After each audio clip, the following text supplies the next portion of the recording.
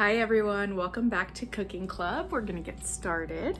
This week we are making a pumpkin pie twist. So a couple of the things that we'll need, you will need a sheet of puff pastry, just one. If you wanted to double the recipe, that would be fine. You'll just wanna purchase, like the box usually comes with 2 sheets in it, so you'll wanna purchase that box and then use both sheets. What we are going to do is just do one and cut it in half this way, and then that will allow us to make a few more. And we could also cut it this way and make them shorter. Lots of ways to do this. We will need a 1/4 cup of brown sugar, and then we have a teaspoon of pumpkin pie spice here that we're going to combine. And then for the topping, a tablespoon of white table sugar. And then you can use pumpkin pie spice as well, just to not have an overwhelming amount. I'm actually using cinnamon instead, and that's what I'll be sending home. And so this is 1 tablespoon of sugar to 1/2 teaspoon of cinnamon. So that's the ratio that'll be in the notes. Then we're gonna need 1/2 cup of pumpkin puree, so it's just regular pumpkin, it's not pumpkin pie filling. And then we will need 2 tablespoons of butter that I have prepped in a cup. And then as far as equipment goes, we're going to need to preheat the oven to 375. And then we will need a baking sheet, parchment paper, or a nonstick spray, a pizza roller. That's going to be really handy. If you don't have one, you can use a knife. And then we'll need a bowl for mixing. And we're going to need a measuring cup to get 1/2 cup of pumpkin puree. My 1/2 cup is being washed, so I'm going to just do 2 1/4 cups, and that will get me to my 1/2 cup ratio. So my oven is preheated and ready to go. My puff pastry is mostly thawed.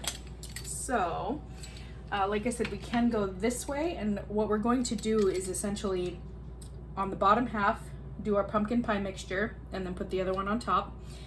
So you can go this way and make shorter ones, or we can go this way and make a few longer ones. It can go either way. So what I think I will do is I'm gonna go this way so we can have more of the shorter size. And you wanna try and cut right down the middle if you can, so that it sits on top of itself. And if it doesn't tear perfectly, like I couldn't get my pizza roller all the way there, just use a little butter knife. Now we have 2 separate halves. Right, so next step, back you up a little bit. Okay, we are going to need 1/2 cup of pumpkin, and so I'll try and scoop some of this out. What I'm going to do, I like to set my cup inside my bowl sometimes, helps with less of a mess. So we've got a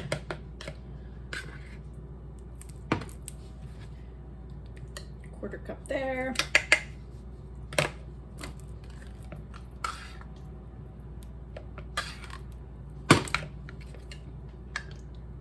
Another 1/4 cup here. So that gets us our 1/2 cup. And if you are doubling the recipe and using 2 full sheets of the puff pastry, then you can do a full cup and we'll just double all the numbers. So when you're reading the recipe notes and the ingredient amounts, you're just gonna double everything. So right now we've got 1/2 cup. I'm gonna take my brown sugar and my pumpkin pie spice and just dump that right in there. And I have a particular spoon I want to use. One moment. I'm gonna use this spatula here, kind of like a rubber, it's got a curved edge, and I really like that. You can use a hand mixer, but it blends pretty easily by doing this because pumpkin is so soft. So you don't entirely need one.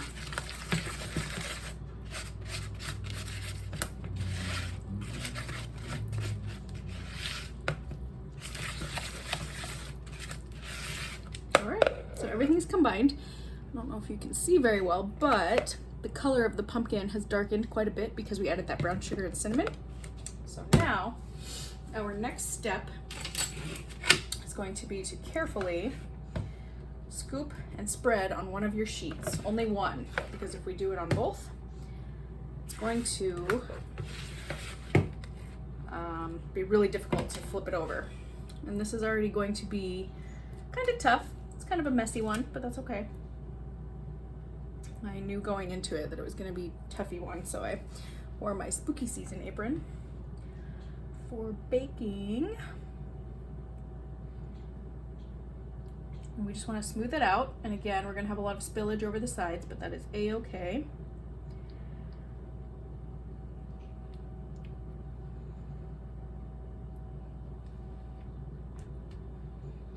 Okay. So now, here, we want to just pick up this other half and try and lay it, that was a bad example, try and lay it right on top of the other one. And I'm going to take my knife and I'm actually going to pinch the edges. And as you can see right here, some of it is starting to spill out already, but that will help a little bit when we get to the cutting part.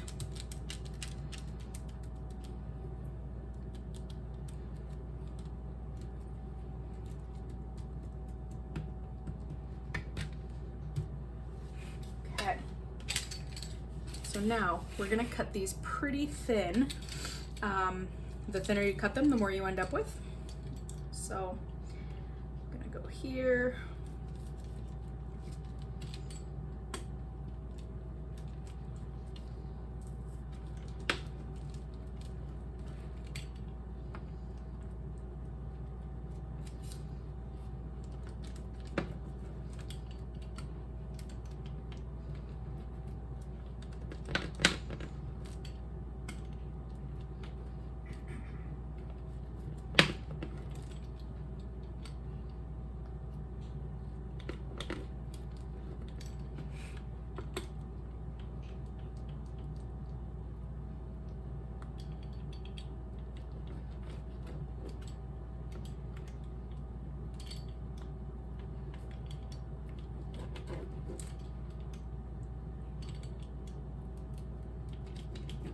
All right, so I've got all of them cut now.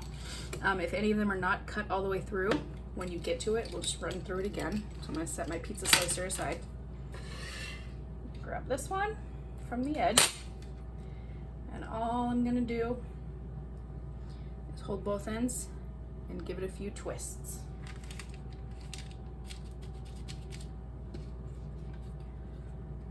And we're gonna just continue picking up and twisting.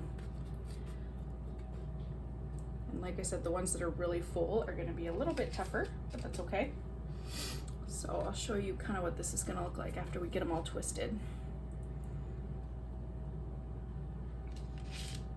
That one was a really thick one.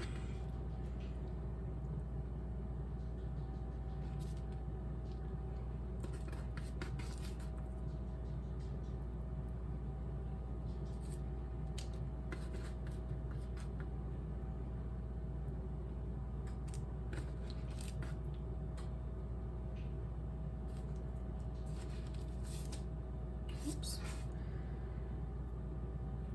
Just enough space for all 10 slices. All right, so let me rinse my hands and then I'll do a close-up.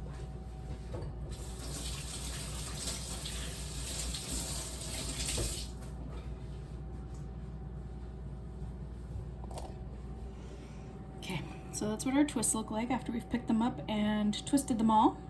So not too bad. There's some spillage, but that's okay. Next step, I'm going to take my 2 tablespoons of butter, and you are going to want either a spoon or a pastry brush if you have it.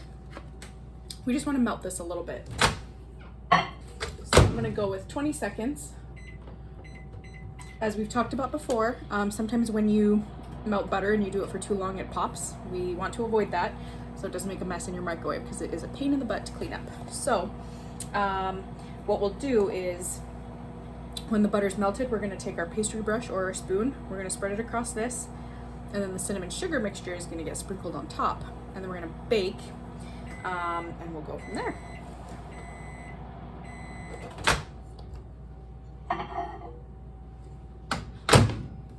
Give that a little bit more time to cook, or heat up I should say, because my butter is not quite melted, so we're going to try it again.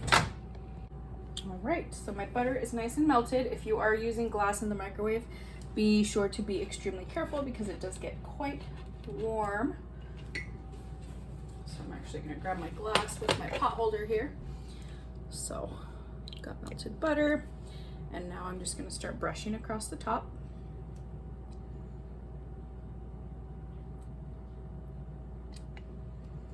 And typically when you use a puff pastry, you want to use butter or an egg wash, which is an egg whisked in with a little bit of water, like a tablespoon-ish. And that helps the puff pastry rise and get really puffy and fluffy and light. It's super, super tasty. This will definitely not be our only puff pastry recipe this year. It's one of my favorite things that I always keep in my freezer. You can do a lot of stuff with it. Sweet, savory, pretty much all of it. All right. Just cleaning up the mess a little bit.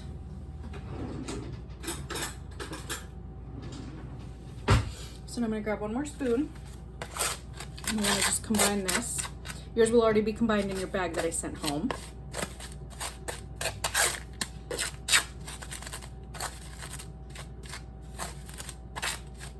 You can sprinkle it with a spoon. You can pinch some with your fingers and do a little sprinkle like that.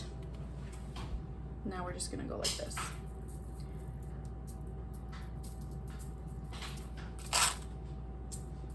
As much or as little as you would like.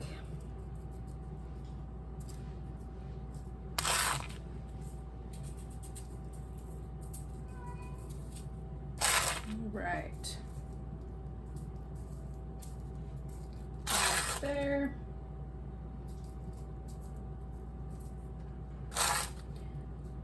Okay, so we've got these sprinkled pretty well.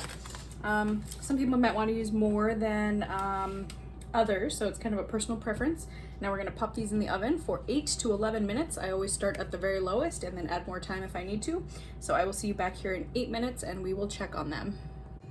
Okay, so this is after about I ended up going 15 minutes on mine, and they aren't, you can see, I'll show you, they're very hot, so don't do this yourself, but they, like, the puff pastry is very crispy on top, but in the middle it is going to be kind of a, like a doughier or like a battery mixture. It's not batter, but it's just got the filling. And so if you look, like this one that has less filling, I can pick that up quite easily. And then like this one that has more filling in it, it's kind of bendy. So this is gonna be something that you'll probably eat with a spoon. But make sure to be very careful when you're working there. So I can't wait to try these. You're gonna wanna wait until they cool down because they are very, very hot. That filling is like, I can still hear my my puff pastry over here bubbling on the inside. But you could also serve these with whipped cream on the side. That would be really tasty. And just make sure that you give them time to cool. And again, the puff pastry, it's very layery, so you'll see that it kind of breaks away here in some parts. Another option, if you're not super into the pumpkin, is just do a cinnamon sugar mixture. Double the tablespoon, so do 2 tablespoons of sugar and an entire teaspoon of the cinnamon or pumpkin pie spice, and you can just twist them up with the butter and do the same thing, but leave out the pumpkin. Also, I encourage you to find a way to reuse the rest of your pumpkin because we didn't use a whole lot. You can make pancakes, you can do cookies, there's a lot you can do with this. So try to look up some recipes to use this, and I really hope that you enjoy this recipe.